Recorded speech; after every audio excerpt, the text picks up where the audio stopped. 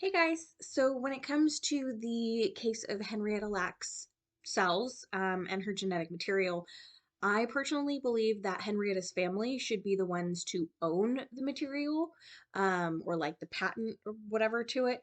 But I do still believe that there should be a partnership with the scientists and researchers who can use these cells to continue doing research in the down the road and in the future and currently. Um, but because the cells were taken without the patient's consent, I do ethically still believe that they belong to the patient. They were not asked for, they were just taken. Typically, when things are taken, we still consider them that the person's. So I think ethically the same thing would apply here. When it comes to the case of people who donate upon their own volition, I don't believe that they should be entitled to compensation um, unless, or like the profits even, unless that was specifically written into the donation contract that they signed, that they worked with. I don't think, because they gave their own approval to donate whatever it was that they're donating, I don't think that they need to be involved any further than that. Um, but when it comes to the case of Henrietta Lacks, I do believe that her family should be compensated for the doctors taking her cells and the scientists and researchers continuing to not only grow but use her cells for research.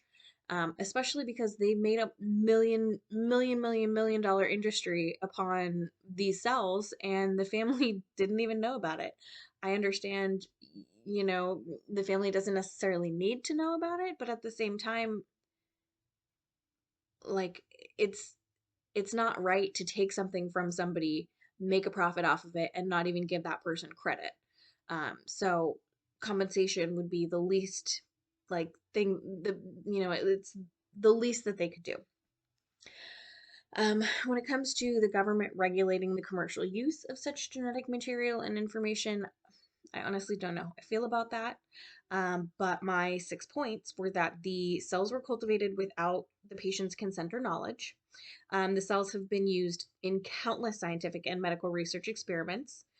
Scientists have continued to grow the patient's cells without family or patient consent, even though the patient died, I know, but they should still at least get consent from the family to continue using the cells.